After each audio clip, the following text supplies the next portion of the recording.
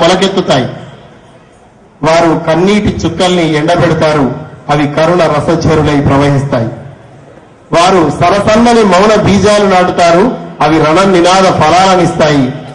వారి మాటలు మంటలై పరుగులు తీస్తాయి, వారి పాటలు పాశుపతాస్త్రాలై పైకి లేస్తాయి. ఆకులు బాకులవుతాయి, చాకులవుతాయి, కొమ్మలు కత్తులవుతాయి, వెలిగే వత్తులవుతాయి. అలాగా మనలో జ్యోతులు నింపడానికి విచ్చేసినటువంటి వందే మాతరం ఫౌండర్ శ్రీ రవీందర్ గారిని మనకు మార్గదర్శనం చేయవలసిందిగా సగౌరవంగా సాదరంగా మనందరి యొక్క చప్పట్ల మధ్య స్వాగతిస్తున్నాం. మనందరి స్వేచ్ఛా స్వాతంత్రాల కోసం జీవిత సర్వస్వాన్ని దారబోసినటువంటి స్వాతంత్ర సమరయోధుల దివ్య స్మృతి పదానికి అంజలి ఘటిస్తూ నేటి కార్యక్రమానికి ముఖ్య అతిథులుగా విచ్చేసినటువంటి ఈ దేశం గర్వించదగ్గ 23 మంది ముద్దు బిడ్డలలో ఇప్పుడు ముగ్గురే మిగిలిన్నారు. తెలంగాణ కన్ను మూసినటువంటి వాళ్ళు, ఆ ముగ్గురులో ముఖ్యుడైనటువంటి ఈ దేశం గర్వించదగ్గ 125 కోట్ల మంది ప్రజలకి ధృవతారగా నిలిచినటువంటి పరమవీర్ చక్ర యోగేందర్ యాదవ్ గారు ఈ కార్యక్రమానికి విశిష్ట అతిథులుగా విచ్చేసి విజిలెన్స్ డిపార్ట్మెంట్ అంటే ఎలా ఉంటుందో, ఆంధ్ర రాష్ట్రాన్ని జలగల్లాగా పట్టి పీడిస్తున్నటువంటి అవినీతి పరుల గుండెల్లో గుణపాలు దించినటువంటి అత్యుత్తమ ఐపీఎస్ ఆఫీసర్, ఇటీవల రాష్ట్రపతి మెడల్ గ్రహీత పెద్దలు శ్రీ రమణ కుమార్ గారు, హరినారాయణ గారు, వేదికపై ఆశీనులైనటువంటి హుజరాబాద్ డీఎస్పీ గారు, మిత్రులు సుశీల్ కుమార్ గారు,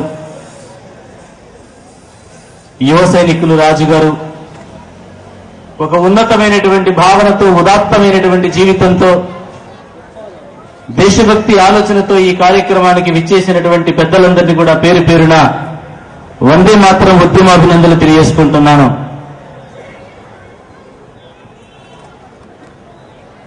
అన్నా జెండా జాగ్రత్త, అక్కడ పోలేదు, ఎందుకు పోవాలనుకుంటున్నావు జెండా వందనానికి అని అడిగాను. 64 సంవత్సరాల నా స్వతంత్ర భారతదేశం తలదించుకునేటువంటి పద్ధతిలో ఆ తల్లి సమాధానం చెప్పింది. అక్కడ పిప్పరంబెట్లు పంచుతారు, బిస్కెట్లు పంచుతారు నా పిల్లగాడికి, నా పిల్లగాడు కూడా అందుకోవాలి కనుక నేను పంపించాలని ఆరాటపడుతున్నాను. మనం నవ్వకూడదు, బాధపడాల్సినటువంటి విషయం అది. ఈ దేశం యొక్క సర్వాంగీణ ఉన్నతి గురించి సామాన్యుడికి అర్థం కాదు. 6.5 లక్షల సంవత్సరాల క్రితం జరిగినటువంటి రామాయణం మన ఇంట్లో అందరికీ తెలుసు. 5.5 సంవత్సరాల క్రితం జరిగినటువంటి భారతం గురించి ఈ సమాజానికి తెలుసు. 64 సంవత్సరాల క్రితం జరిగినటువంటి స్వాతంత్రోద్యమం ఈ సమాజానికి అర్థం కావడం లేదు. ఈరోజు ఉద్దామ్ సింగ్ ఎవరంటే సమాజం నీళ్లు నిండుతూ ఉంటుంది.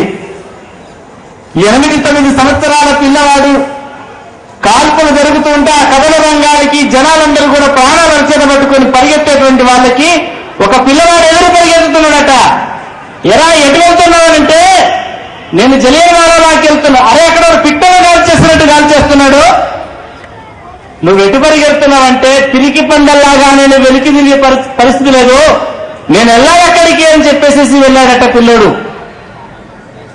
ఆడికి వెళ్ళగానే ఆ రక్తసిక్తమైనటువంటి కండాలుగా తెగిపడినటువంటి ఆ కారుతున్నటువంటి మట్టి మూతలు పిరికడంతా పైకెత్తి 8-9 సంవత్సరాల పసిపిల్లవాడు ఆ మట్టిని కళ్ళకద్దుకొని, తల్లి నీ రుణం తీర్చుకుంటాను, నీ రుణం తీర్చుకుంటాను, ఈ దేశం సరిహద్దులో దాకా ఈ తెల్ల వాటిని తరిమి తెల్లదాకా నేను నిద్రపోను, వాణ్ణి నిద్రపోనీయనని చెప్పేసేసి శపథం చేసినటువంటి భగత్ సింగ్ చరిత్ర ఈ సమాజానికి ఎంత తెలుసు. 40 సంవత్సరాల వయసు దాటిపోయినప్పటికీ కూడా బ్రిటన్ దేశంలో అంగుళం గాలించి చివరికి ఇలాంటి వేదికలో సన్మానం చేస్తూ ఉంటే, నా దగ్గర గనక ఇంకా కాస్త మందుగుండు కనుక ఉంటే పంజాబ్ మొత్తం కూడా నేను పతనం చేయించగలిగే సత్తా రాకుందని చెప్పేసి దయ్యలు సవాలు విసురుతుంటే అక్కడ నిలబడి తూట్లుగా కాల్చి ఇది నా దేశం సత్తా అని చెప్పేసేసి బ్రిటన్ లో విజయకేతనం ఎగిరేసినటువంటి ఉధామ్ సింగ్ చరిత్ర ఈ సమాజానికి అర్థం కావడం లేదు. 15 రోజుల క్రితం పెళ్లి అయిపోయింది. 15 రోజుల క్రితం పెళ్లి అయిపోయింది. వేసుకున్నటువంటి పారాన్ని పూర్తిగా ఆరలేదు, పచ్చని తోరణాలు తీయలేదు. యుద్ధం నుంచి ఆర్మీ నుంచి మెసేజ్ రాగానే తట్టా బుట్ట సర్దుకొని స్టేషన్కి వస్తూ ఉంటే నా సోదరి రీమా యాదవ్ నా సంగతి ఏంది? ఒకవైపు కన్నీళ్ల పర్యంతం వైపు చేయి పట్టుకొని వదలడానికి భయపడుతూ ఉంటే కోట్లాది మంది దేశ ప్రజల యొక్క కన్నీళ్లు దొరకడానికి వెళ్తున్నాను. నువ్వు ఒక్కదాన్ని వేర్చినంత మాత్రాన దేశానికి నష్టం లేదు.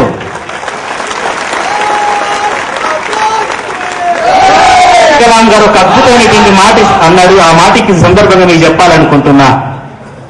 మన ఆ అమర జవానుల యొక్క శరీరాల మీద పెడుతూ ఉంటే ఒక్కొక్క శరీరము ఆ మీద కట్టినటువంటి జాతీయ జెండా వైపు నుంచి రక్తం గారుతూ ఉంది.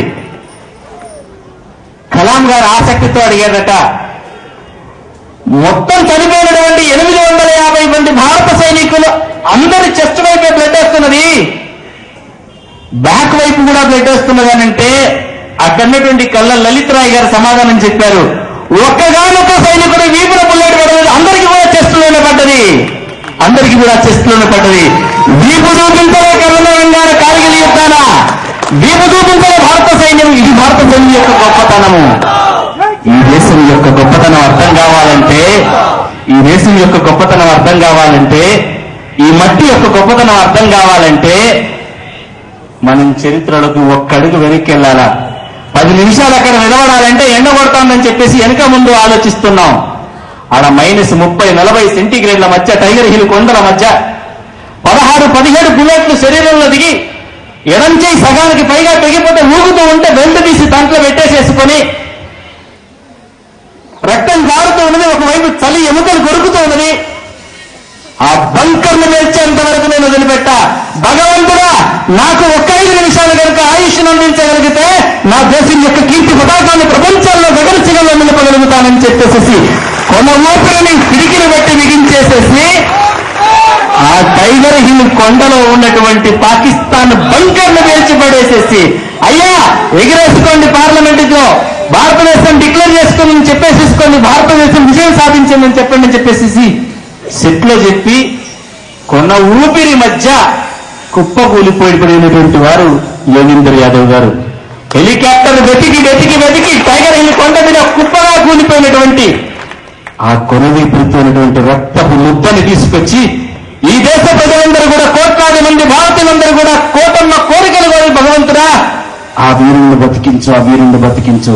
రేపు రాబోతున్నటువంటి లక్షలాది కోట్లాది మంది యువతరానికి ఒక స్ఫూర్తి ప్రదాతగా దోతారుగా అందిస్తాడు, అతన్ని బతికించమని చెప్పేసి అమ్మలు, అక్కలు, తమ్ములు, చెల్లెలు యావత్ దేశమంతా కూడా దేవునికి ప్రార్థిస్తే ఆ బతికినటువంటి బిడ్డకి కలాం గారు కన్నీళ్ల పర్యంతం ఆనంద బాష్పాలు గారుస్తూ, బిడ్డ నువ్వు పరమవీర చక్ర అర్హులు అని చెప్పేసేసి ఇంటికెళ్లి పరమవీర చక్ర వాడిచ్చినటువంటి ఆ మహానుభావుడి చరిత్ర ఎంతమందికి తెలుసు.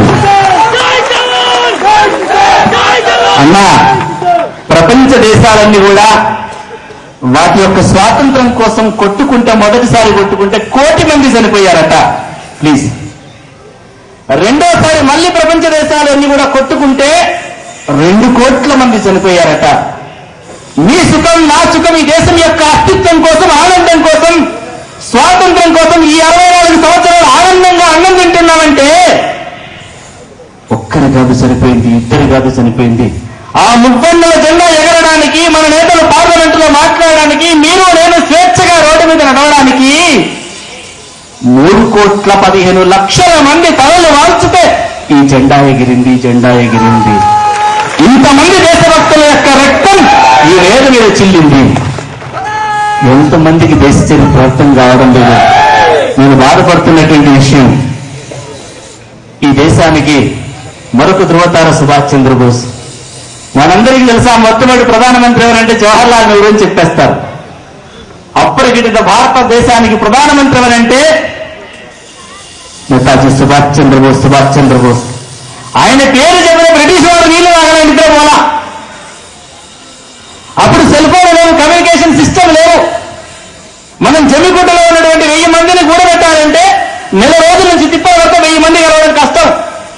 ప్రపంచ దేశాల్లో విసిరవేయబడినటువంటి భారతీయులను 1,35,000 మంది సైన్యాన్ని ఒక్క చోట కూర్చుండబెట్టి వాళ్ళకి కావలసినటువంటి ఆయుధ సంపత్తిని యావత్తునిచ్చి, ఒరే నేనెగరేస్తున్నాను జాతీయ జెండాని, నేను డిక్లేర్ చేస్తున్నాను, నువ్వు కూడా కాదు స్వాతంత్రం, నా దేశానికి నేనే స్వాతంత్రం ఇస్తున్నానని చెప్పేసేసి బ్రిటిష్ ప్రభుత్వానికి సమాంతర ప్రభుత్వాన్ని నిర్మాణం చేసి ఈ దేశం యొక్క సత్తాని ప్రపంచంలో చూపించినటువంటి నేతాజీ సుభాష్ చంద్రబోస్ చరిత్ర ఈ దేశానికి అర్థం కావడం లేదు. ఈ మాట మీ అమ్మ గొప్పతనం ఏంటో మీకు అర్థమైతే మీ అమ్మ అడుగుదామన్న ఆలోచనకరంగా నడుస్తాం. ఈ దేశం యొక్క దేశభక్తులు, ఈ దేశం యొక్క త్యాగదల గొప్పతనం ఏంటో మనకు తెలిస్తే వాళ్ళ బాటలో మనం నడుస్తాం, వాళ్ళ త్యాగాలకు సిద్ధపడతాం. కానీ దౌర్భాగ్యం ఏంటంటే 47కు ముందు అహరహం ఈ దేశం కోసం ఆరాటపడేటువంటి దేశభక్తులు ఈ దేశంలో ఉండేవాళ్ళు. 47 తర్వాత నా ఇల్లు, నా ఒళ్ళు, నా పిల్లలు, నా పిల్లలు ఈ దేశానికి ఉన్నతమైనటువంటి వ్యక్తులు రావాలంటే 64 సంవత్సరాలని అవిద్యగా ఉంది, ఆకలిగా ఉంది, అశాంతిగా ఉంది, స్పందించలేకపోయింది. ఈ దేశం యొక్క ఆర్థిక రాజధాని బొంబాయిని చుట్టుపట్టుకుని ఊపుతూ కూడా దేశం స్పందించలేకపోతున్నది. నిన్నగాక మొన్న గంగా హారతిలో మనలందరినీ గందరగోళం సృష్టించుకుంటే దేశం ఆలోచించలేకపోతున్నది. 1,72,000 కోట్లని మిట్టలుగా అవినీతితో దేశాన్ని ముంచుతే ఈ దేశం ఆలోచించలేకపోతున్నది. కారణం ఏంటంటే ఈ దేశం వేరు, నేను వేరు, ఈ దేశంతో నాకేంటి సంబంధం అనేటువంటి ఒక సంకుచితమైనటువంటి మనస్తత్వం సమాజంలో నిర్మాణం అవుతున్నది. ఇది మంచిది కాదు. రేపు రాబోయేటువంటి కొద్ది రోజులు ఈ దేశాన్ని మరొక దేశానికి తాకట్టు పెట్టేటువంటి ఒక దుర్దినాన్ని మన కళ్ళతో మనం చూడదు అనుకుంటే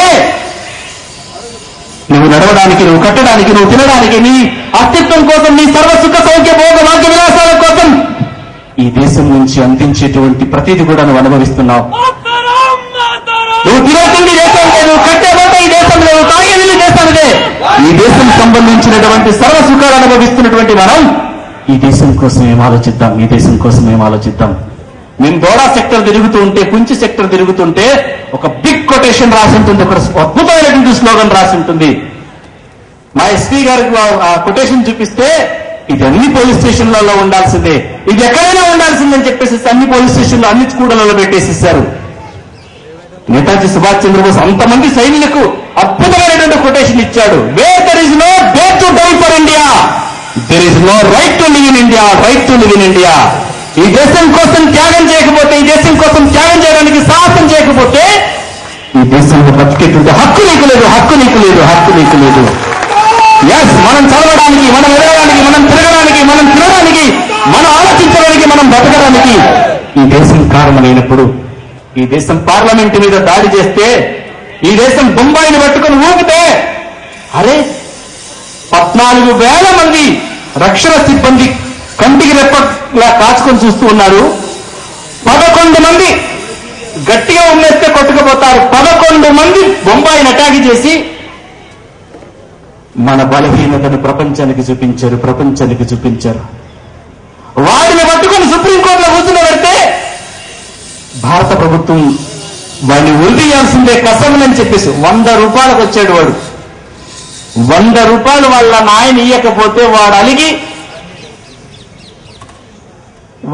తీవ్రవాదుల పంచన చేరి అక్కడి నుంచి ఇక్కడికి దేశం మీదకి భారతదేశానికి వచ్చి మీకు అటాక్ చేస్తే 1,00,000 రూపాయలు ఇస్తారా అని చెప్పేసి ఆ తీవ్రవాద సంస్థ అగ్రిమెంట్ చేస్తే ఆ 1,00,000 రూపాయలను పట్టుకుని ఈ దేశానికి వచ్చినటువంటి ఒక దేశద్రోహిని కాపాడడానికి ఈ రోజు భారత ప్రభుత్వం ఒక్క రోజుకు 2 కోట్లు ఖర్చు పెడుతున్నది వారిని కాపాడడానికి, వాళ్ళ రక్షణ కోసం.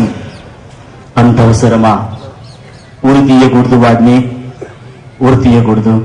పార్లమెంటులో ప్రధానమంత్రి ఉన్నారు, స్పీకర్ ఉన్నారు, పార్లమెంటు సభ్యులందరూ ఉన్నారు. వాళ్ళందరూ ఉండగానే మూకుమ్మడిగా ముష్కరంగా పార్లమెంటు మీద దాడి చేస్తే మన వీర సైనికులైనటువంటి పోలీస్ సిబ్బంది 11 మంది బలిదానం చేస్తే ఆ ఉదంతానికి కారణమైనటువంటి అఫ్జల్ని సుప్రీంకోర్టు ఉరేయమని చెప్పేసి తీర్పు చెబితే వాడిని జైల్లో కూర్చోబెట్టి మనం బిర్యానీ తినిపిస్తున్నాం. ఈ రోజు వరకు కూడా ఉరి శిక్ష మనం చేయలేకపోయాం. ఎక్కడుంది మన దేశం యొక్క అస్తిత్వము? దానికి చూపించకూడదు దేశం యొక్క అస్తిత్వము. చిన్న ఇస్రాయల్ దేశం జమ్మికుంట కింద ఒక